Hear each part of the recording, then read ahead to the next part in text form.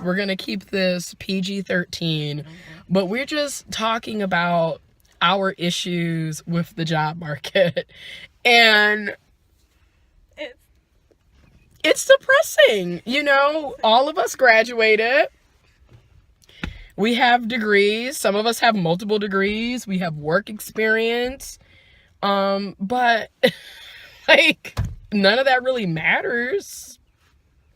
I'm gonna let Gina discuss her spurs. I graduated in 2016 from Flint with my bachelor's in Spanish and International Studies, and so I am proficient in Spanish, and that is basically what I want to go into, using my Spanish skills. So looking to be like a translator or tutor. I've tutored in Spanish, and I'm really successful at that. I just want to change of pace, but there's nothing out there, and the things that are out there, you have to have like native level fluency, so it's just really discouraging.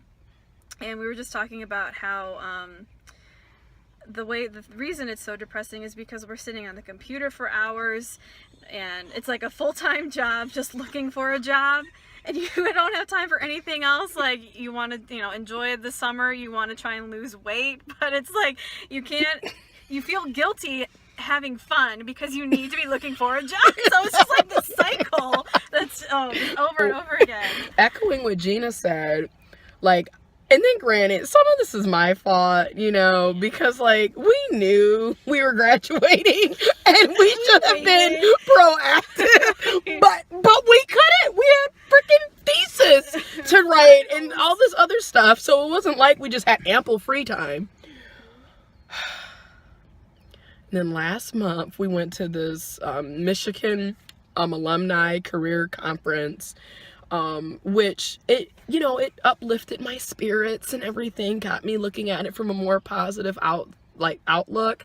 But now it's like a month later, and it's like, what was the point of the conference? Like, nobody got jobs like out of it. But anyways, so I paid someone to redo my cover letter, my resume, and then I got on Indeed.com again, created my LinkedIn account. I also started working with Glassdoor.com and just looking at different jobs. I've been applying with the state as well.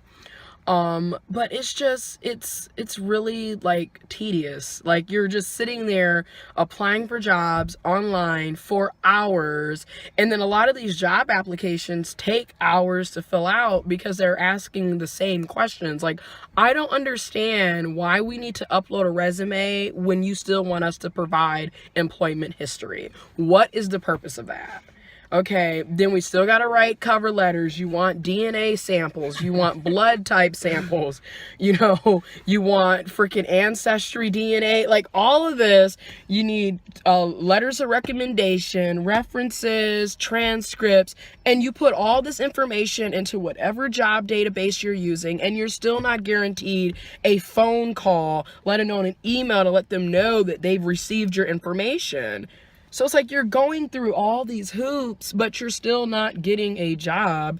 And another thing I found out, to give a little background, I have 4 degrees, which can be argued, what was the point? Like, you're in debt, you still can't get a job, they don't want to pay people what they're worth, so what was the reason? And you're in all this debt. But anyways, so, a lot of times you find yourself being overqualified for positions because of your education or your experience. And a lot of the jobs that you're applying for are pretty much underneath you to begin with. I mean, because you're trying to find a job to pay bills, not, necessarily to have a career in, but just to make ends meet. So they're the same. Hey, at least you have a job to go to. You have an interview tomorrow. So I have, multiple degrees as well, and then I get told I'm overqualified for whatever job it might be, if I actually hear from the people. Right now I just got hired in at a place I would prefer not to actually work at, but it does pay enough to cover my bills, let alone gas, food, and to pay people back the money that I borrowed while I've been looking for a job, because I had no money before because I was underemployed while I was employed previously, while I was doing my thesis to get my master's degree.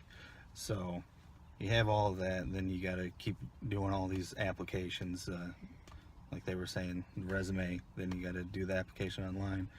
Some of them require tests that you have to complete before it goes through, and then you don't even get an email back or a phone call to let them know that they received it or that they were even going to look at it. And if they do contact you, it usually is you're overqualified, or we're afraid that we would train you and then you would find a better job and just leave, and that would screw us over, so we're not going to hire you. So they'd prefer you just wind up homeless, apparently. Because early on, after I graduated, I got the I just sucked it up and tried to go to a temp agency to work in a factory while I looked for a job, and I was told they want someone that's gonna just work in the factory, so they told me no. And then I had to wait several months before I heard from anyone again about a job. So it's all nonsense. And that has been our experience. And we're not trying to be like pessimistic and just like negative and depressing, Millennials. but we're just venting our frustrations with the job market. So yeah, bye. Oh, make sure you hit us up. Ask a millennial.